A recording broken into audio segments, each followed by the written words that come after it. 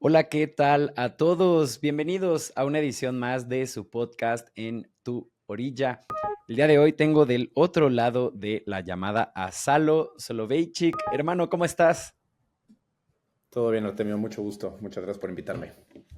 Un gusto, no, hombre, gracias a ti por caerle este espacio. Que quede en el registro que Salo y yo jamás habíamos hablado hasta hace 5 minutos antes de comenzar esta conversación y siempre sí me gusta agradecerle a la gente que jala. Pues así, sin tener una relación previa, como muy abiertos a ver qué sucede, estoy seguro que vamos a tener una buena charla, hermano. Seguro que sí. Vale, pues me encantaría que nos cuentes un poquito antes de irnos de lleno a las preguntas, pues de cómo es tu día a día, cómo luce un día en la vida de Salo Soloveitchik, qué es lo que haces, qué suele pasar. De hecho, es bastante variado y poco definido, lo cual creo que es algo que me gusta mucho y que aprecio mucho y me siento muy afortunado de mi estilo de vida, que es muy cambiante. Hay Mm, días como hoy, por ejemplo, que estoy trabajando desde casa, tengo aquí mi oficina y hoy solo he estado en juntas aquí en la casa, me puedo dar el tiempo de salir a comer, pasear a mi perro, etcétera, y estar trabajando desde aquí. Pero así como estoy, me podría de repente tocar una semana donde estoy en montaje de un festival o de un concierto y estoy fuera de casa 18 horas del día, o mm. que tengo que estar viajando a algún montaje fuera de la ciudad y estoy en un loop infinito entre venue y hotel sin poder ver nada más. Entonces creo que esas variaciones son lo que lo mantiene interesante y hace que no me aburra. La verdad, al ser un productor freelance, pues está muy padre porque, pues sí, te enfrentas a diferentes retos todo el tiempo, que hace que haya siempre como metas a corto y mediano plazo que te mantengan motivado y emocionado. Entiendo. Creo que sí nos das una fotografía muy clara de cómo es este día a día. Y ahora sí, entrando tal vez en aspectos más técnicos, me encantaría que nos platicaras un poquito de Scala. ¿Qué es? Y también, ¿en qué momento te das cuenta que tiene que existir una empresa como Scala? Bueno, es que creo que para entender cómo llegué a empezar Escala, hay que entender un poquito el contexto de lo que hacía antes, pero yo llevo Cuéntalo, cuéntalo. en la industria de los shows un poquito más de 10 años, yo creo que ya como unos 12 13 años. Mm, Siempre supe que era algo que quería hacer desde adolescente. Los conciertos me encantaban. En la prepa iba a 2 conciertos a la semana. Como que me di cuenta que una gran manera de descubrir música era yendo a conciertos de bandas que no te encantaban. O sea, no que no te encantaran, pero que no te tenían que encantar para que fueras, ¿no? Puedes conocer 2 canciones y... ¿Dónde creciste? ¿En Ciudad de México? Ajá, sí, Ok. toda la vida aquí en Ciudad de México, que creo que es una de las ciudades que más oferta de conciertos tiene en el mundo. Entonces, como que en la prepa siempre esa era mi visión, ¿no? Como de, ay, pues me gustan 2 canciones de esta banda, pues ¿por qué no ir a ver si me gustan más y compraba el boleto más barato del concierto? Cool. Y me decidí desde que estoy en la adolescencia que me quería dedicar a esto y empecé a clavarme, a voluntariar, a encontrar la manera como de entrar a la industria. Eh, y bueno, he pasado por varios lados, pero donde más me he centralizado en los últimos quizás 7, 8 años y especializado y lo que más disfruto es la producción técnica de conciertos, ¿no? Es la Mm, parte, pues sí, la ejecución más técnica de luces, audio, video, estructuras, etcétera. Principalmente lo que hago, aunque soy freelance, la mayoría de mi trabajo es con Ocesa. Soy productor freelance para Ocesa, donde de repente pues me invitan a hacer con ellos algún show, algún festival y yo soy el responsable local de poner todo lo que el artista necesita para que el show suceda. mm. Y a través de hacer eso, de hacer festivales y de hacer conciertos, pues cada vez vas agarrando más callo y más conocimiento de la parte técnica, ¿no? Y siempre yo he tenido un gusanito hacia la parte creativa también, pero creo que no fue hasta hace un par de años que me sentí como suficientemente capacitado en el aspecto técnico para poder tener Mm. credibilidad en el aspecto creativo, ¿no? Creo que ese mezcla de poder tener el conocimiento y limitantes técnicas operativas, de saber cuánto cuestan las cosas para poder decir, en este show sí alcanza para poder diseñar algo de este tamaño, es algo importante que se fueron juntando las piezas y las situaciones para llegar a un lugar donde me siento cómodo de poder decir, déjame dibujar algo, diseñar algo que sé que vas a poder ejecutar tanto por las limitaciones técnicas como económicas del proyecto o del show que estás haciendo. Entiendo. Y a partir de ahí fue que nace Scala, bueno, para los que no sepan, Scala es un estudio de diseño de shows que empecé hace poco menos de 2 años con Sebastián Franco, un muy buen amigo y mi ahora socio en el proyecto, que Sebastián tiene más un background de artista. Él es músico en Bengala, él es manager de una oficina de management que se llama Humo, donde llevan artistas como Camilo VII y tiene ahí otro roster de artistas. Entonces, como que él, desde el lado más artístico musical, siempre se ha querido involucrar mucho en la creación de shows. Ha sido un pilar muy importante en los shows de Camilo VII, que puedo decir que son de los artistas más conocidos en México por realmente innovar y ponerle mucho enfoque a la producción y a la conceptualización de sus conciertos. Justo. Y fue que él y yo como que hicimos muy buen clic, donde, a ver, tú tienes unas ideas muy buenas, pero quizá te falta esta contención técnica y de viabilidad. Y es lo que yo llegué a ofrecer. Y tenemos un yin yang muy interesante donde nos peleamos todo el tiempo sin pelearnos, ¿no? De una manera creo que muy saludable, sin que le ponga estrés a nuestra relación, donde le empuja hacia algo y yo le digo, espérate, eso es una locura, no nos va a alcanzar, no podemos, o me gusta hacia dónde va, pero ¿por qué no lo resolvemos de esta manera?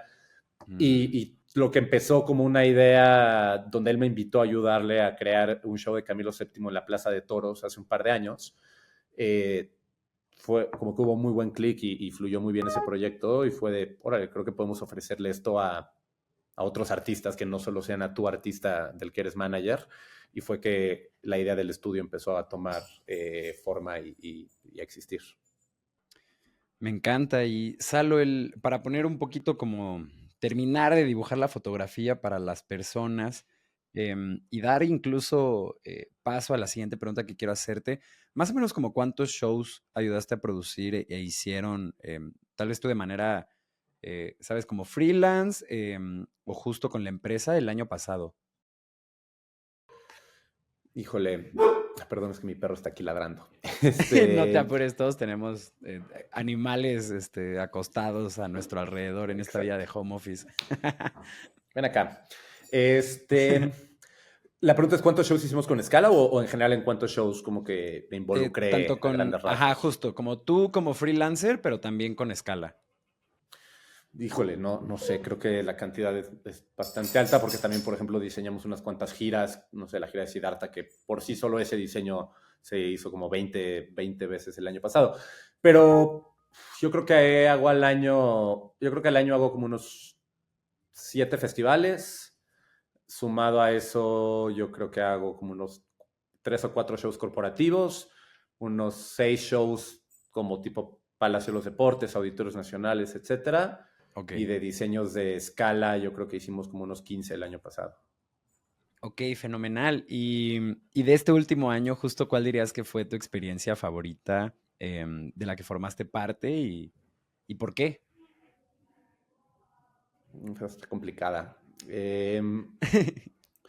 Hicimos el diseño el año pasado para Fade, este reggaetonero colombiano. Mucho verde. Sí, exacto, que la ha roto en todo el mundo.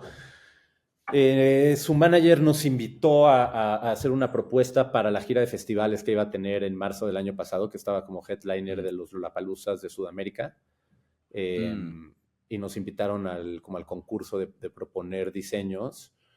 Invité ahí a una muy amiga mía que es directora creativa, que se llama Pia Amki, y creamos un concepto de un escenario que era como una pista de Hot Wheels en el escenario. Como que el único brief que nos dieron por parte del artista era que querían que hubiera un Monster Truck en el escenario, un Monster Truck que ellos ya habían usado en la gira anterior, un Monster Truck tamaño real, pero teníamos que encontrarle algún contexto y una justificación para existir en el escenario. Y entonces decidimos hacer una pista de Hot Wheels que literalmente tenía un loop y una pista que subía y etcétera. Propusimos eso, les encantó el concepto, pero nos pusieron el reto de, bueno, ok, pero ustedes se encargan de que pase. Ustedes lo fabrican, ustedes lo cotizan, o sea, todo. Y Ok. entonces estuvo muy divertido, fue muy retador, pero estuvo muy, muy divertido y muy gratificante el proceso desde, se nos ocurrió la idea y dibujamos en mi post en Instagram cuando subí del proyecto, subí ese primer boceto que hicimos literalmente bolitas y palitos en una servilleta, Qué de cool. cómo se veía el escenario hasta llevarlo de gira como headliner en los festivales que hicimos en Sudamérica. Y ese proceso de encontrar proveedores para fabricarlo, de qué material lo vamos a hacer, pensar cómo hacerlo tureable para poderlo desmontar, trepar en un avión para que se fuera de una ciudad a otra, porque todos los viajes eran en avión, porque estaba bien pegado uno a otro. Ok. Y luego también el reto de cómo construirlo en un changeover de 45 minutos, ¿no? Porque al ser un festival, pues había una banda que tocaba antes y teníamos 45 minutos promedio para montarlo. Entonces, como que esa combinación de factores estuvo súper retador, pero muy divertido. Y el irnos de gira con el artista, o sea, nos fuimos un equipo como de 4 personas por parte del estudio de gira junto con el crew de Fade a ensayar a Chile una semana y luego nos fuimos a Chile, Argentina, Colombia y a Paraguay a montar el show.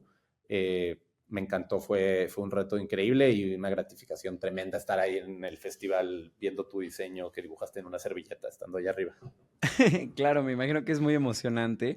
Y bueno, a ver, incluso entrando como a estos aspectos técnicos, ¿cómo lograron resolver esto? Particularmente el que sea algo pues plegable o desmontable para poder transportarlo en aviones, como bien mencionabas.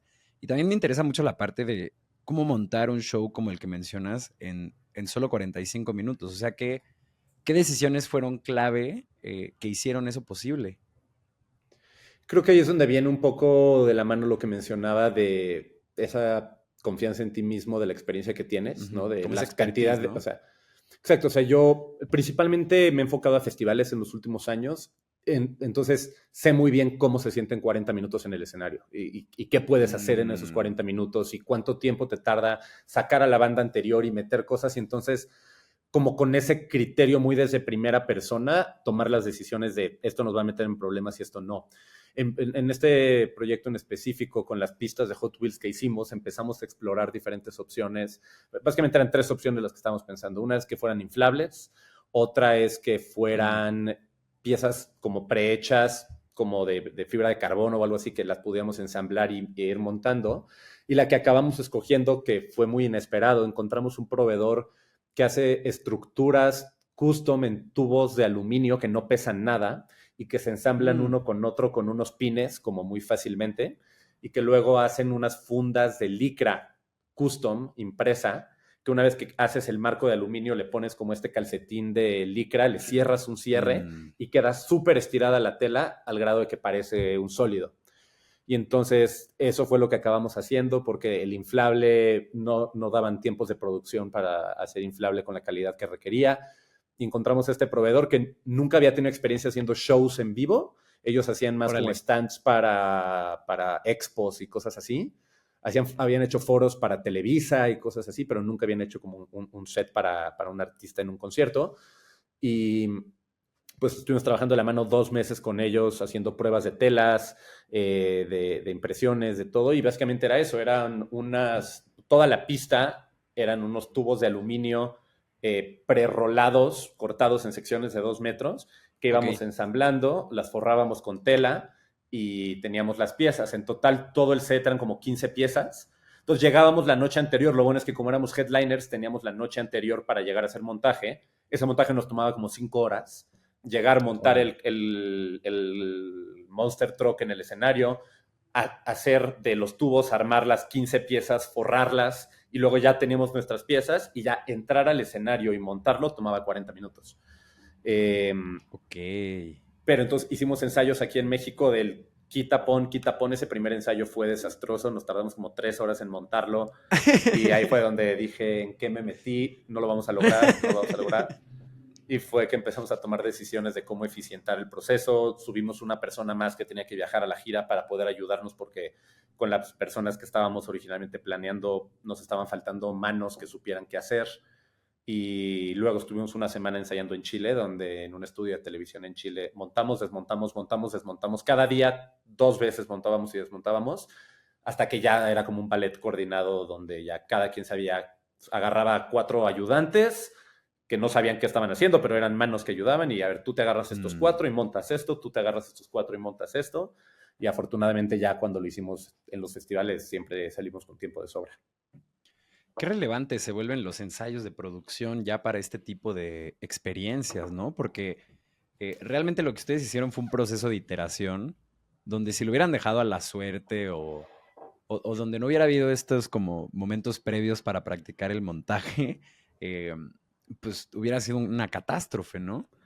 Sí, sin duda. O sea, puede que hay muchos educated guesses, ¿no? Estas estimaciones Mm, educadas ujú. basadas en experiencia solo te alcanzan hasta tanto, ¿no? O sea, hubo muchas creencias o suposiciones que tuvimos que nos dimos cuenta que estaban mal a la hora de probarlo y que tuvimos que ajustar y que si no hubiéramos tenido esa posibilidad, nos hubiéramos estampado. Y eso es algo bien complicado porque muchos artistas, simplemente por la economía del proyecto, no tienen la posibilidad de hacer unos ensayos de producción completos donde podamos poner estas hipótesis a prueba y darnos Claro. cuenta de los errores y lograr iterar. Y muchas veces eso aumenta el riesgo porque estamos actuando basado en supuestos, pero estamos llegando a montarlo por primera vez la mañana del show, ¿no? Sí, claro, no, qué peligroso. Y eso le suma de repente hay un aspecto pues, de riesgo, pero también de diversión, más como pues sí, de intentar acotar los riesgos lo más posible. Te entiendo. Y Salo, pasando a otro tipo de experiencias, tal vez más controladas, pero me imagino que con otros retos. Por ejemplo, ahí también vi de lo que estuviste trabajando el último año. Por ahí vi un estadio GNP de Natanael Cano, también otro estadio GNP de Afterlife. Y justo me encantaría que nos platicaras de este tipo de experiencias que son masivas, son muy grandes. Chance tienes más tiempo y privilegio de que pues solo se va a presentar un proyecto en la tarima. Pero de igual manera me imagino que existen un montón de retos alrededor de montar estas cosas. ¿Cuáles son los principales? Y si alguien va a chambear en algo así, ¿contra qué se va a enfrentar? En esos proyectos que mencionas puntualmente, ahí, por ejemplo, yo tenía otro sombrero completamente diferente, ¿no? Ahí Ujú. no involucró el No estudio de diseño, ni diseñaste, hicimos nada ¿no? del diseño, ahí más bien yo era el productor técnico por parte de OCESA, responsable de el artista manda su diseño y a mí me toca montarlo. Ok. Creo que los retos más importantes ahí es chistoso, conforme más lo vas haciendo te vas dando cuenta que es la comunicación entre personas y alinear Mm, a la gente involucrada, ¿no? Creo que algo que puntualmente nos pasó, por ejemplo, en Natanael Cano es que había un equipo de diseño del lado de Natanael Cano que no tenía mucho contexto de las limitaciones, tanto presupuestales como técnicas que teníamos nosotros. También está muy apretado el calendario porque, eh, por casualidad, Fade tocaba 2 días antes. ok. Entonces, o sea, yo no tuve nada que ver con ese show de Fade, pero bueno, Fade tocaba y entonces tenemos un tiempo de montaje muy apretado entre Fade y Natanael, que obviamente el equipo de Natanael que estaba diseñando el show no necesariamente tenía esas cosas en mente, y entonces de repente Mm, esa comunicación y a intentar alinear a todos en las expectativas, ajustar expectativas y la realidad era algo complicado, ¿no? En el caso de Afterlife, por ejemplo, que fue en la curva 4 del autódromo, el fin de semana antes tuvimos el Tecate Emblema, que era un festival que también hice yo, ok. donde por la magnitud, o sea, cuando se buqueó eso con 6 meses de anticipación, hacía perfecto sentido decir hay una semana en medio y podemos desmontar Emblema y montar Afterlife. Y conforme empezamos a avanzar más, Afterlife le fue súper bien a la venta y el diseño de Afterlife se fue complicando y complicando. Nos dimos Mm, cuenta que no era real poder desmontar Emblema y montar Afterlife. No era compatible el escenario uno con el otro, o sea, no podíamos reutilizar el mismo escenario. Y entonces el plan acabó siendo montemos los dos escenarios al mismo tiempo, uno delante del otro. Y empezar a montar Emblema enfrente con Afterlife atrás y luego órale, qué empezar a loco. pensar en las implicaciones de cómo haces para que la estructura enorme de Afterlife no sea algo que arruine la experiencia y la visibilidad del emblema, ¿no? Y Justo. entonces hasta dónde construyes haciendo visualizaciones 3D de cómo se iba a ver uno enfrente del otro, hasta qué altura construyes el de Afterlife para que se esconda atrás del de emblema. Y luego pensar, híjole, pero de ese lado hay un VIP de Tecate que mide tantos metros de alto donde va a haber gente parada desde ahí, pues la visibilidad desde ahí es diferente a ver en tu visualización 3D cómo se va a ver desde allá arriba, qué puedes minimizar para que no se vea feo. Como que toda esa planeación fue un reto muy importante para ese proyecto y empezar a sincronizar los recursos, ¿no? Mientras teníamos grúas y gente, etcétera, trabajando en Emblema, 20 metros atrás había un equipo diferente trabajando en Emblema y cómo mantener también esos recursos separados, en presupuestos separados, no mezclar una con otra. Esas 3 semanas que estuvimos viviendo ahí en el autódromo estuvieron bastante retadoras. Suena loquísimo. Y al final volvemos a lo mismo que mencionabas, ¿no? Es realmente un problema de comunicación, de coordinación, el más grande que enfrenta. Pues realmente diría yo que el entretenimiento en vivo, ese es tal vez como yo siempre me imagino que el producir un concierto, un festival o ponerte esta cachucha de promotor o productor de eventos, em, es un constante flujo de problemas que vienen hacia ti y la mayoría de ellos son causados justo por malentendidos, que alguien se traba y comienza a hacer un cuello de botella para la cola de 10 personas, pero son tantas las cabezas involucradas, ¿no? Que si el equipo del artista, que la producción local, que si el proveedor, que si todo esto, que pues sí se vuelve un vaivén de comunicación bien complicado de coordinar. Sí, creo que realmente si condensas las responsabilidades y los skills de un productor, es simplemente eres un pegamento que pega las áreas y para pegarlas necesitas crear canales de comunicación establecidos, fluidos y asegurarte que la información le llegue a quien le tiene que llegar y que no haya malentendidos y que puedas prever posibles malentendidos, ¿no? Algo que a mí me pasa Mm, mucho y que creo que esto es algo en lo que soy bueno, es en poder entender las limitantes de comunicación de cada persona con la que estoy trabajando y las personalidades, ¿no? Hay gente que es mucho más acelerada y que no se clava en los detalles, y hay gente que es demasiado clavada y que pierde el big picture, y hay gente que simplemente es entiendo. distraída, o gente que está muy ocupada y que sabes que no va a poder entrar a los detalles. Entonces, un poquito poder empatizar con los perfiles de personalidad de cada persona que está involucrada para asegurarte cómo le presentas la información a cada quien. A esta persona se la tienes que dar masticadita y en la boca. A esta persona tienes 3 segundos de su atención y tienes que escoger qué es lo que le dices y y le tienes que ser muy claro en qué necesitas de esa persona. A esta persona es súper olvidadiza y entonces mándale un mail, pero recuérdale por WhatsApp que le acabas de mandar un mail. Y cómo te Ok. aseguras que todos los involucrados como que, pues sí, te asegures que entiendan lo que necesitas que entiendan y que te den lo que tú necesitas para poder hacer que las cosas fluyan y minimizar los problemas. Obvio, nunca va a ser perfecto y siempre va a haber problemas, pero sí creo que muchos problemas son anticipables si juegas este juego de empatía donde te pones en los zapatos de la otra persona y entiendes un poquito cómo ven el mundo, sí, qué es importante para ellos y qué es su prioridad y qué no. Entiendo, y suena algo completamente sabio y mucho tal vez viniendo ya de años de experiencia, como bien mencionas. Ahora, ¿qué tácticas hay para hacer esto? ¿Todo parte de un documento que es un plan de producción, una serie de documentos de uno para cada cosa? ¿O justo cómo se va construyendo esta coordinación asíncrona, pues que es necesaria? Híjole, varía muchísimo, no te diría que hay una Biblia como tal. Entiendo.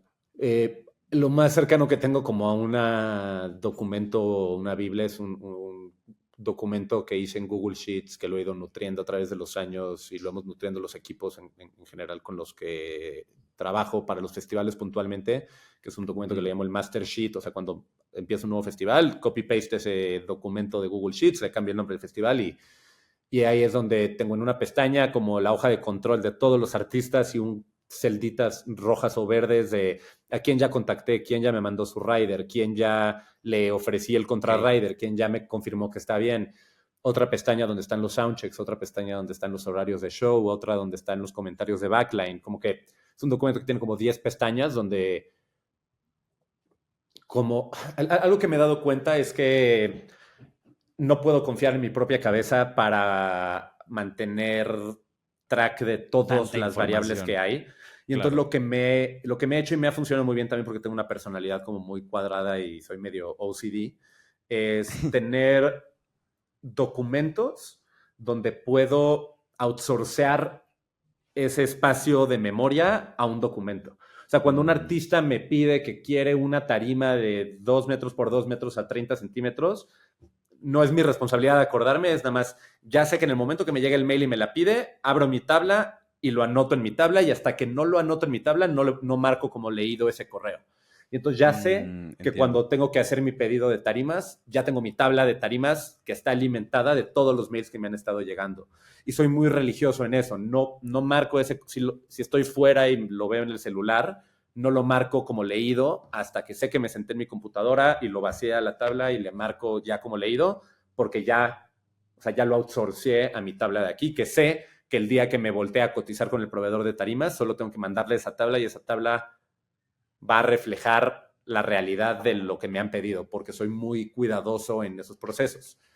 Y como hago eso, lo hago Entiendo. en todos aspectos, ¿no? En soundchecks, en presupuestos. Si un proveedor me manda una cotización, ni la abro en el celular hasta que esté en la computadora y la abro y actualizo el presupuesto y la descargo al Dropbox en la carpeta de cotizaciones. Y es como va, mi presupuesto ya está reflejando actualmente cómo están los costos. Entonces, no es un documento en especial, pero es más, creo que esta metodología de que tú solito te creas dependiendo de tu personalidad y tu neurosis, estos procedimientos que te funcionan bien para pues, intentar minimizar los riesgos de que algo se te olvide. Siempre pasa y siempre va a haber un, chale, ese correo se me olvidó bajarlo aquí y pues, luego ya cuando te truene el pedo ves cómo lo resuelves, pero intentar minimizar esos problemas. Sí, siempre hay detallitos y luego cuando da más coraje es cuando ya un par de ocasiones se te han ido un par de detallitos, pero son tan detallitos que, pues, ajá, que en el big scheme of things, pues no son algo que va a mover la aguja, pero que acaban siendo un detalle importante. No sé, por ejemplo, Híjole, podrían serlo, ¿eh? A mí me tocó, por ejemplo, una vez en un EDC, un artista que la persona que estaba haciendo la avanzada de artistas ese año, no fui yo, este, había un error en la tabla de Excel que estábamos usando con los horarios. Le mandó el Mm, horario en el que tocaba y estaba erróneo. Y ese artista se quedó con que tocaba a tal hora, cuando realmente tocaba a tal hora. Y cuando de repente era como, oye, toca en 20 minutos este cuate y no ha llegado, no ha llegado. Pues estaba cenando en un restaurante en Polanco y no llegó a tocar no, porque le mandamos mal su horario. Eh, o sea, uf, ese tipo de errores sí, no, pequeños claro. podrían llegar a tener repercusiones muy grandes. Es muy raro que suceda, pero como que tener ese miedo constante de que, y tú eres responsable de que tú eres el que le diste mal esa información al artista. Claro, no, te entiendo, full. No, mira, yo iba a poner un ejemplo de que en un evento que hicimos el sábado, cumplimos con todo, pero se nos olvidó ir por el cambio de las cajas en el rush de todo. Y pues ahí nos tienes a las 6 de la tarde tratando de conseguir cambio porque ya ni la barra ni la taquilla tenían. Y justo, ¿no? Es un detallito que se va y dices como, puta, pues ya, pues hay que resolver, ¿no? Pero bueno, esto que nos cuentas suena un poquito más delicado. Oye, Salud, y me encantaría para justo todos los productores que están escuchando este capítulo, que nos dieras tres antimetas del productor técnico, ¿no? O sea, como en esta lógica de Charlie Munger de dime dónde voy a morir para no acercarme a ese lugar. ¿Cuáles son tres cosas que no te pueden pasar o de las que te tienes que alejar lo más posible? Creo que la primera y más importante es, que puede ser un poco repetitivo a lo que ya dije, pero es como asumir Dale. cosas, ¿no? Mm, O sea, asumir que alguien te entendió, asumir que alguien, o sea, como que fuiste suficientemente claro, como que creo que, sí, reiterar y doble checar todos los detalles, que alguien te entendió detalle. Oye, sí entendiste que el llamado era mañana, ¿no? Oye, no te pedí claro. exprofesamente el cableado, pero te pedí las luces, vas a traer el cableado, ¿verdad? No sé, cosas así como Mm, para intentar minimizar riesgos, creo que es una. Eh, Creo que otra es no confiarte. Algo que me ha pasado a través de los años es, eh, me ha tocado afortunadamente repetir varios festivales por muchos años, ¿no? Por ejemplo, Baidora lo hice por 10 años, la producción de Baidora. qué chingón. Y Y creo que algo que pasa cuando empiezas a repetir un proyecto muchas veces es que sientes que ya lo conoces. Es copy-paste, ¿no?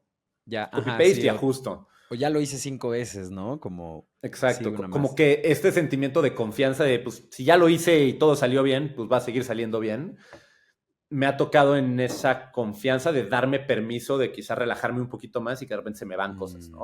O sea, que de Entiendo. repente es como, este año no pedí esto, este año no mandé ese correo que todos los años mando, este año ya no hice tal junta con todas las cabezas que hacemos todos los años, porque ya todo el mundo ya sabe qué hacer, ya no hace sentido citar a todos para volver a tener esa misma junta de siempre.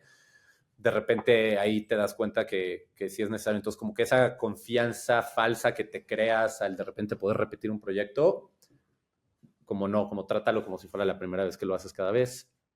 Me encanta. Híjole, no sé qué otra. Pues sí, comunicación, comunica bien, exacto, Sobrecomunica, ¿no? Venga, sin ¿no? duda. Y sí es bien, bien común esta parte de confiarte, ¿no? Es como esta actitud que el chilango diría, el ya me la sé, ¿no? Como, El tú tranquilo y yo nervioso. exacto, ajá, sí, yo ya me sé cómo está la cosa. Y luego justo es en dejar ir esos detalles que se pierden cosas em, que le agregan mucha, incluso a veces magia o vibra a las cosas. Por ejemplo, em, en esta parte más como de promotoría, a mí antes siempre de arrancar un show, me gusta juntar al equipo antes de abrir puertas y recordarle a todos como qué estamos haciendo ese día, de qué se trata el evento, que si la seguridad, que tiene que ser más, más hacia ser amigable que hacia ser un antro, ¿no? Como que si ven un problema, que pues echemos la mano. Y bueno, y como empezar como tirando buena vibra y aplaudiendo como de, venga, vamos a hacer que la gente se la pase bien. Y justo ya después de que llevas 9 veces haciendo la misma fiesta y el staff, un montón de gente, pues es gente que ya ha hecho o ha ayudado a construir la experiencia en cuestión, todas esas veces, pues asumes que ya se la saben, pero si no haces ese ritual, pues te pierdes el empezar el evento con el pie derecho y como con esta energía Sí, arriba, sin aunque duda, todos ya se la sepan, ¿sabes? sin duda. Oye, Salo, y otra cosa que quería preguntarte, que es una duda más personal, muy egoísta mía al ponerla aquí en la entrevista, ¿no? Pero siempre me he preguntado de qué depende que paren un concierto cuando empieza a llover, porque he visto ambos escenarios, ¿no? Donde está cayendo un montón de lluvia y la gente aguantó y se rifó y ahí estaban como pues echando el concierto aunque estuviera lloviendo y en otras ocasiones donde pues justo tiene que parar la cosa, ¿no? Ahí, de qué es de lo que depende que algo se detenga o que pueda continuar el show? Son 4 factores principalmente. Es Mm, que ahorita entro a detalle cada uno, pero es viento, truenos o cercanía de los truenos, eh, el tipo de equipo que está montado, o sea, si las luces y etcétera son a prueba de agua o no, mm, y la disponibilidad del artista, si el artista se quiere mojar o si el artista no se quiere mojar, ¿no? ok. Eh, viento es una bastante. Viento y truenos creo que son dos muy claras. Tenemos, dependiendo del lugar y dependiendo de la estructura montada, tenemos lineamientos muy claros de thresholds, límites o fases de viento Mm, en las que tenemos que empezar a actuar, ¿no? Y esto es un plan, se llama el High Wind Action Plan, plan de acción ante los vientos altos que siempre tienes que tener a la mano ya en masivos, que depende de qué escenario estés usando y qué estructura estás usando. Hay el escenario del Foro Sol, por ejemplo, es súper robusto y aguanta mucho más viento que uno que pones en una feria en entiendo. algún lugar. O si no hay techo y solo hay un muro de layer con una pantalla, no sé, hay diferentes lineamientos de viento. Entonces, dependiendo de eso, todos los escenarios deberían de tener un anemómetro, que es un medidor de viento, con un control remoto que tienes en la oficina o que tienes ahí en el escenario. Y cuando se está poniendo ruda la cosa, hay alguien que su único trabajo es estar reportando en el radio cómo está el viento, tanto en Ok. promedio de 2 minutos, promedio de 10 minutos y ráfagas. Y con esa información tienes tú una tabla que dice, estamos con sostenido de tanto, ráfagas de tanto kilómetros por hora, estamos en fase 2, por ende, hay que parar el show, hay que evacuar el escenario, hay que bajar las luces y el audio para que no se estén penduleando tanto en el viento. Podemos continuar, pero hay que estar como muy alertas, etcétera. Entonces, eso es viento. En rayos hay un tema que son un radio de cercanía. En OCESA, por ejemplo, tenemos un software que monitorea a través de satélite la caída de rayos. Órale, Y cool.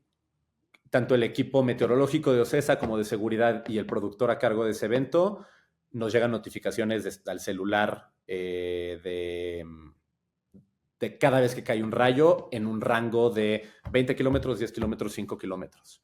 Y dependiendo en dónde cae ese rayo, es la fase en la que estás y lo mismo, hay una tabla de acción de qué tienes que hacer en la cercanía. Si cae un rayo dentro de 5 kilómetros, tienes que suspender hasta que hayan pasado, creo que son 15 minutos, donde no haya pasado un rayo, donde no caiga un rayo en esa zona y entonces ya se considera que puedes pasar, Ok. que puedes volver a reanudar. Entonces, o sea, ese es el protocolo y cada vez que sucede algo así, hay un protocolo de el comité, o sea, hay un comité predesignado de quién tiene que estar ahí para tomar decisiones, ¿no? Que es el director de operaciones, el productor, el director de producción, el promotor, alguien que represente a las autoridades, policías, bomberos, etcétera. Y ponemos un lugar designado de si se está poniendo fea la cosa, nos vemos aquí, tomamos una decisión y actuamos. Entonces, eso está muy establecido, realmente es poco subjetiva esa decisión. Claro, ¿no? Como que suena que los números son los que hablan. Exactamente. Y tú actúas basado en las decisiones que esos números digan. Eh, Luego tienes la decisión artística de si el artista quiere salir o no quiere salir y si el artista se quiere mojar, si esto está sucediendo antes de que empiece el show y entonces el artista quizá dice, el pronóstico se ve como que va a bajar en media hora, démosle media hora y retrasemos media hora el show para empezar, o si le agarra la mitad del show y dice, me mojo con ustedes. Y luego está el último factor, que es qué tan preparados estamos técnicamente para la lluvia, ¿no? Cada vez la industria se está moviendo más y más hacia equipos IP, que IP significa es un rating de impermeabilización. Hoy en día te diría que casi todas las luces nuevas que están saliendo en el mercado ya son a prueba de agua y pueden seguir funcionando bajo la lluvia, pero justo en este periodo de años que estamos ahorita, creo que sigue siendo un 50-50 los inventarios que tienen la mayoría de las compañías de luces, mínimo en México, siguen siendo 50-50 a prueba de agua y no. Y chance puedes tener un diseño de iluminación donde la mitad es a prueba de agua y la mitad no, y entonces dices, si empieza a llover a partir de tanto voy a tener que apagar esas, pero estas otras las puedo dejar prendidas y entonces ahí entra también una conversación artística con el artista de, oye, puedes seguir tu show si te apago las barras y los estrobos, pero te dejo los washes y los spots o no. Creo que démosle 4 años y el 100% de los shows de primer nivel van a ser a prueba de agua desde un aspecto técnico. Wow, mira cómo ha ido evolucionando la cosa, porque justo a mí la ansiedad que me da cuando está lloviendo es que todo se vaya a incendiar o que vaya a haber un cortocircuito que reviente la cosa, pero bueno, me imagino que ese mal viaje lo ha tenido la industria del entretenimiento fin de semana con fin de semana alrededor de todo el mundo. Sí, correcto. O sea, lo que te toca hacer a ti también como productor es identificar cuáles son los puntos de fallo más propensos a que se moje. Por ejemplo, ahorita estuve trabajando con el equipo de Logra, que es uno de los proveedores más grandes en Samna, en Tulum. Estuvimos ahorita en la mitad de diciembre y la mitad de enero en Tulum haciendo las fiestas de Afterlife de Kaine Music y otras. Ya. Y tienes el clima de Tulum, que es completamente impredecible, la lluvia y es torrencial cuando te cae, pues, estás en la jungla.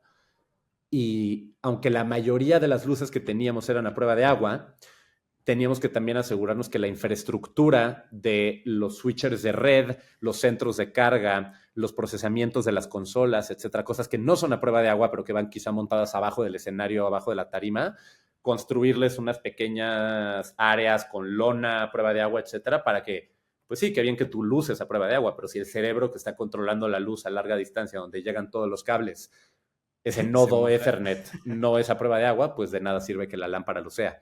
Entonces también Mm. identificar esos puntos de fallo y tomar precauciones previas para poder minimizar la exposición a la lluvia. Oye, Salo, y justo todo este conocimiento técnico, ahorita dijiste como 5 jergas que no entendí, pero que sí entendí como haciendo la, la abstracción, ¿no? ¿De dónde nace? ¿Tú estudiaste algo similar a esto? ¿Calle te fue enseñando? ¿Cómo te vas haciendo esta sabines técnico de cómo se arma un concierto? Yo afortunadamente tuve la posibilidad de estudiar una carrera que era especializada en producción técnica de eventos Genial. en Florida, que sí, que me dio el contexto básico de entender audio, luces, video, electricidad, etcétera. Eh, y que luego creo que una vez al entender los conceptos básicos, ya el salir a la industria y empezar a trabajar, pues empiezas a identificar cosas que ya conoces. Ah, claro, eso es lo que me dijeron en la clase. Ah, claro, ya eso es, ¿sabes? Mm, Y sí, creo que definitivamente ya el llegar con ese conocimiento, poder entender qué es lo que está sucediendo alrededor de ti, te permite observarlo con mucha más curiosidad y análisis y poder mm, entonces empezar a entender qué sucede, ¿no? Creo que si no entiendes nada de lo que está pasando y nada más te metes abajo del escenario y ves racks y racks y racks de cosas y cables, es overwhelming ese sentimiento y no tengo idea ni de si eso es de luces o de video, etcétera. Y el ya empezar a segmentarlo y entenderlo te deja verlo con una visión un poquito más crítica y entender, ah, claro, de la luz ese cable baja y llega a este centro de carga y de aquí la consola se conecta mm. y aunque quizá yo no, o sea, siempre en los eventos pues hay un encargado de luces, uno de video, uno de audio, etcétera. Ellos me dan 14 vueltas técnicas en su área de expertise. Claro, Puedo tener una conversación con ellos y entender el sistema y el diagrama y si algo está fallando, puedo entender que está fallando, aunque chance yo no soy la persona para ir y picarle y resolverlo, claro. pero podemos tener una plática para ver, a ver, cómo te ayudo, qué recursos necesitas para poder salir de este problema. Te doy gente, te doy un montacargas, te doy plástico, te doy más tiempo, te Ujú. doy, ¿qué necesitas para poder resolver el problema que tienes? ¿Y qué pasa cuando un proveedor, y tal vez esto sucede más en la parte del montaje, ¿no? Y no tanto ya que está la cosa echada a andar, pero ¿qué pasa cuando un proveedor se vuelve un cuello de botella y la cosa no puede avanzar, ¿no? Se ha pasado que como no llega esto, no han podido empezar con esta otra cosa. Y digo, un poco con lo que ya me platicaste, creo que ya sé un poco cómo mitigar este riesgo, pero ¿qué se hace en ese momento? Sobre todo cuando tienes ya el tiempo encima. Pues creo que, lo voy a repetir, comunicación es la primera, ¿no? Como el también asegurarte tú que le hayas Justo. pedido las cosas al proveedor, cómo las necesitabas y darle los detalles y que ellos entiendan su posición en el diagrama de flujo, ¿no? Que ellos entiendan como, oye, necesito que llegues temprano porque una vez que tú montes tu tarima va a venir 2 horas después el güey de mobiliario a montarse encima de tu tarima, entonces como que creo que un poco cargarles la responsabilidad de la, pues sí, del el engrane que son en la máquina más grande. Eso, con la mayoría de los proveedores que son seres humanos sensatos y responsables, el hecho de que les digas, como les pongas ese peso de responsabilidad, ayuda.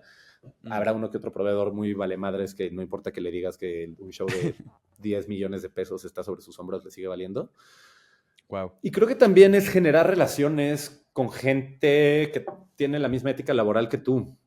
A mí algo que me Mm, cuesta mucho trabajo es de repente cuando empiezo a trabajar con un nuevo cliente, eh, como que siempre hay esta idea de que un productor quiere traer a sus propios proveedores porque tiene sus deals o se está llevando sus moches, ¿no? ya, Y a mí me cuesta mucho entiendo. trabajo eso porque yo soy una persona que me intento abstener mucho al riesgo, ¿no? Intento minimizar el riesgo, me da mucha ansiedad exponerme al riesgo. Te Y entonces de entiendo. repente me toca llegar con un cliente nuevo que me contrata para un corporativo o para algo así, que me dice, no, no, yo ya tengo a alguien que me pone las luces y el video, tú nada más pídele lo que necesitas.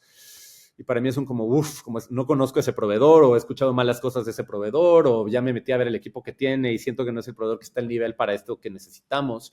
Y Entiendo. tener estas conversaciones cuando sabes que del otro lado probablemente lo que están diciendo es, ay, seguro quieres meter a tu equipo porque te vas a llevar un moche, cuando más bien lo que estoy intentando hacer es minimizar el riesgo y no exponerme a estas Ya. situaciones que pueden llevar a que entonces ahora yo soy el responsable de que no salió porque el proveedor me quedó mal.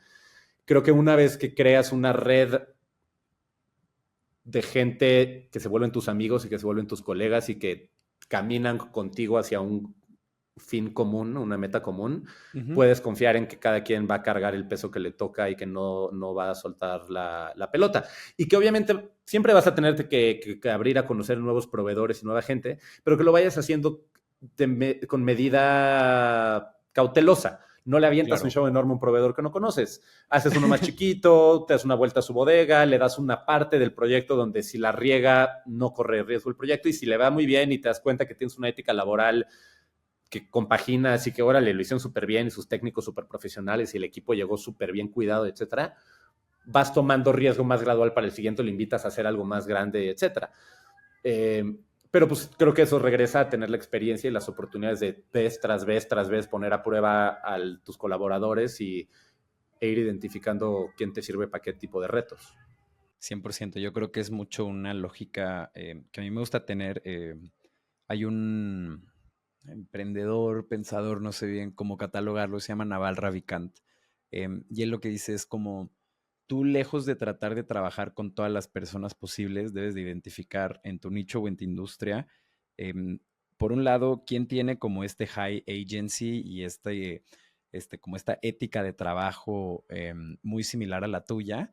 Y también debes de encontrar estas personas que también están en el largo plazo en esta carrera de construir cosas y a partir de eso encontrar con quién vas a trabajar el resto de tu vida, ¿no? No es como, pues aquí, ahora allá y ahora por este lado, sino más bien como yo, mi gente, mi tribu, como esta banda con la que sé que puedo armar cosas y que sé que ellos van a seguir armando cosas los próximos 10, 15 años en esta industria, pues nada mejor que encontrar esas personas y alinearte con ellas para, pues cada que tienes que resolver un problema, ya sabes con quién, ya sabes que te entiendes chido y hasta te puedes empezar a brincar un montón de formalidades Sí, porque ya te que, entiendes, ¿no? ajá, exacto, ¿no? O sea, como él, por ejemplo, es un inversionista y dice como, a ver, hay un inversionista con el que siempre le entramos a las cosas que, pues, si él me llama y me dice, ¿qué onda? Es tanto porcentaje por tanta lana, pues yo no necesito pedirle a él un P&L, ni siquiera firmarle un NDA, o sea, porque ese carnal y yo nos damos un estrechón de manos y sabemos que ni yo lo voy a chingar, ni él a mí, ¿no? Pero para eso, pues tiene que pasar tiempo y tiene que existir esta relación en la que un poco es como esta camaradería, ¿no? Correcto, pero también creo que es el balance de no cerrarte a que solo esa gente con la que ya estás cien probado por puedes ciento trabajar, porque ahí es donde también te vuelves entonces un productor inflexible y donde si te toca ir a hacer un show a Tijuana y no tienes contactos en Tijuana, te pones necio de llevar a tu gente de Guadalajara o de Monterrey y no sale, Claro. y entonces también es donde, bueno, pues tengo que empezar a ampliar mi red con proveedores en Tijuana, pero usar mi criterio y mi experiencia para tantear cómo están los proveedores, entonces tener llamadas con ellos o ir a ver su bodega o etcétera y tener un poquito una idea de qué me estoy metiendo y dónde sí digo, espérate, aquí sí me tengo que traer a mi gallo de Monterrey y órale, este proveedor de Tijuana, tomemos el riesgo.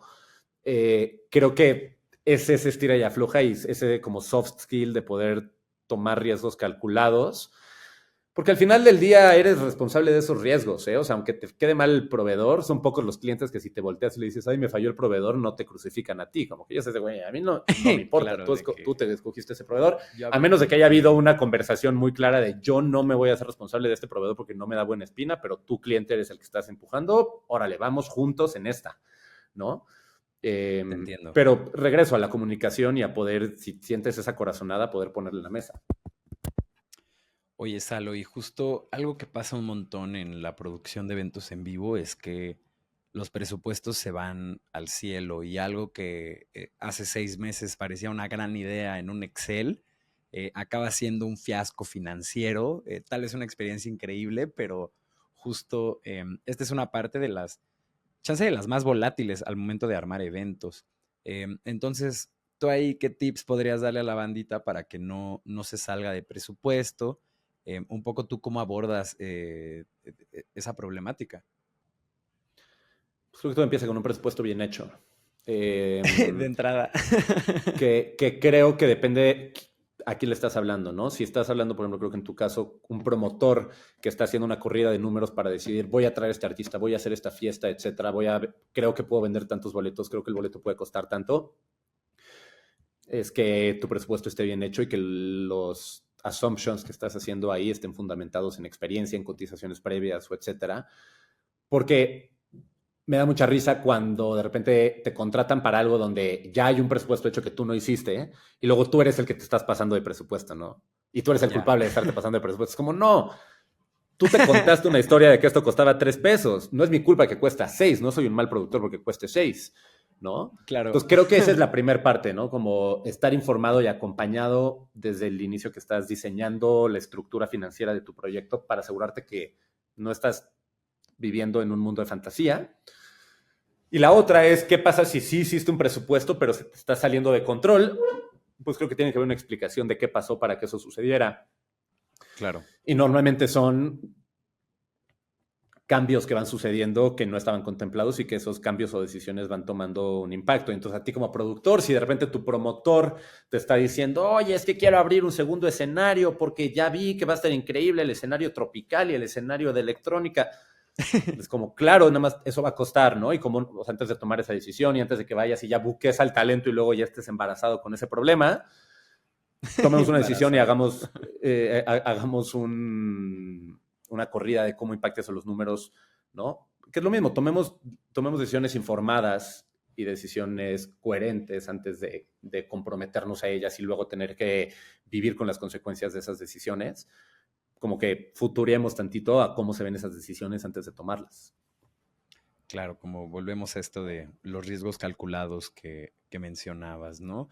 Y luego también sí surgirán imprevistos. Vaya, este Oscar Flores de Pal Norte me contaba cómo em, ha habido headliners que faltando 4 semanas de este evento que se produce con 16 meses de anticipación, em, pues de la nada te hacen un requerimiento que no existía y tú estás un poco atado de manos porque son el headliner, ya tienes el 80% del evento vendido y también si tú les dices, no, no estaba en el contrato, te dicen, bueno, pues yo no toco y, uh, ¿no? Como que pues, ¿qué tanto campo de acción tienes ahí? Pero también una práctica muy saludable de cualquier presupuesto es tener como este margen de error para, pues justo este tipo de cosas. Eh, Sí, sin duda, mientras más margen tienes, pues puedes acomodar esas cosas. Creo que digo, yo llevo trabajando con Oscar 8 años en Pal Norte y te conozco muy bien esas situaciones. Y creo que ahí es, pues sí, también hacer tus números para que si de repente te llega un golpe así de 300,000 pesos, tu presupuesto lo pueda sostener y eso no sea la diferencia entre que el proyecto ganó o perdió dinero. Creo que obviamente ese tipo de problemas deberían de venir con la escala del tamaño del proyecto. Te llega un golpe de 300 claro, mil pesos no inesperados en un show del Auditorio Blackberry, te destroza los números, ¿no? por supuesto. Pero creo que también no se me ocurre en qué contexto te llega un gasto inesperado de 300,000 pesos en un show del tamaño del Blackberry, ¿no? Tendrá que ser algo muy mal planeado o muy mal negociado para que de repente te llegue eso. En una escala de un festival enorme como Pal Norte, si te llega un imprevisto de 300,000 pesos, duele, pero en la escala del proyecto hace sentido, por decirlo así, ¿no? Te entiendo 100%. Salo, este espacio también lo consumen mucho artistas emergentes, gente que apenas está arrancando con sus proyectos, están saliendo de gira por primera vez, y hoy los artistas emergentes son muy conscientes de lo importante que es entregar un show en vivo de calidad.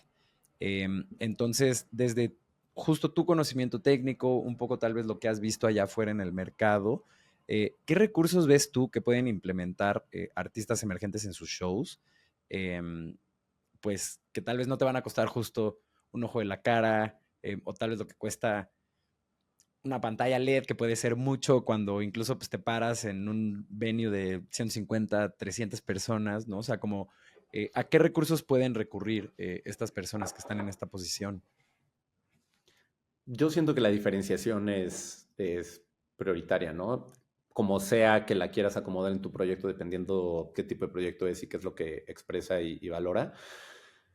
Creo que, o sea, yo lo veo poniéndome los zapatos cuando era este chavo en la prepa que iba a muchos conciertos y descubría muchas bandas en festivales, abridores de que alguien le abría tal que no tenía idea y me enamoraba de un proyecto. Era Mm, porque tenían algo muy distinto, ya sea en la esencia de su performance o que le echaban unas ganitas que se ve que armaste algo, ¿no? Creo que algo que te entiendo. hemos empujado mucho en el estudio de diseño con los artistas es empoderarlos a poder enseñarle al público que les importa, que se tomaron el tiempo e hicieron la inversión para crear un show. No solo se fueron no solo se fueron a parar a tocar sus canciones, sino que hicieron un show para el artista, digo, para el público. Creo que hay muchos artistas que sí, que están bien con ir y tocar sus canciones, y eso es lo que vende, y está bien, ¿no? Pero creo que los artistas que destacan, que escalan, que crecen, son los que le demuestran al público que tienen un profundo compromiso con su proyecto y con entretener a la gente. Entonces creo que sin importar en qué tamaño esté tu proyecto, buscar de qué manera puedes comunicar que te esforzaste, ¿no?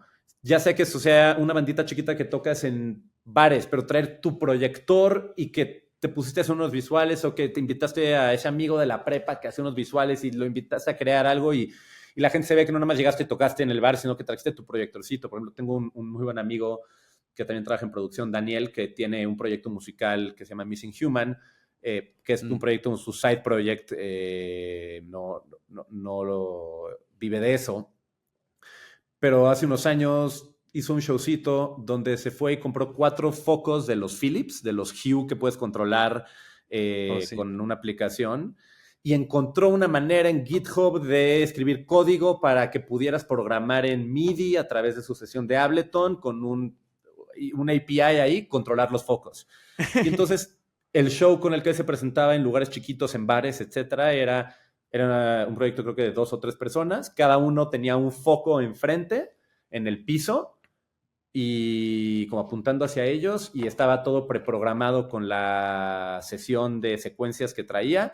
Y entonces nada más en el bar eran luces 100% apagadas, y era la música que era como muy ambient, muy melódica, con 3 focos programados finísimamente en sintonía a la música. Se Qué gastó chingón. 3,000 pesos en eso y un chingo de horas investigándole cómo programarlos y el tiempo que se tardó para programarlos. Pero ahí creo que comunicó muchísimo más que la música, ¿no?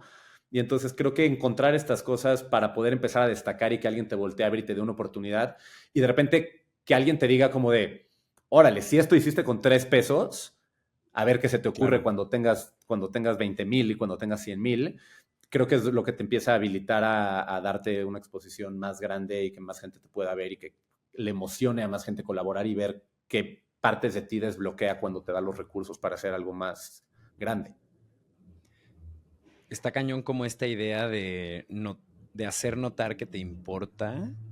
Es una que también se traduce al mismo performance, ¿no? Mucho como los artistas favoritos de las personas son aquellos que se entregan, que dominaron tanto sus rolas al grado de que en vivo se ponen en la cuerda floja, pero pues ahí están, ¿no? Y tú puedes sentir como claro, esto para ti es un momento igual de importante para mí, que estoy aquí en la audiencia esperando algo, como se nota tu compromiso por cumplir. Exactamente. Eh, y ya para terminar, que esta ha sido una gran conversación, muchísimas gracias por venir a este espacio, Salo. Me encantaría que nos contaras, en materia de entretenimiento y del futuro de la producción técnica, ¿qué cosas te emocionan que apenas están brotando, ¿no? O sea, como qué juguetes o herramientas o avances innovadores de cómo se están haciendo las cosas. O sea, ahorita te ponen el ojo cuadrado o dices como de, órale, qué chingón, ¿hacia dónde va esto? Creo que algo que está interesante y me emociona mucho es la democratización que la inteligencia artificial va a traer al entretenimiento, ¿no? Y a la creación de Ujú. entretenimiento.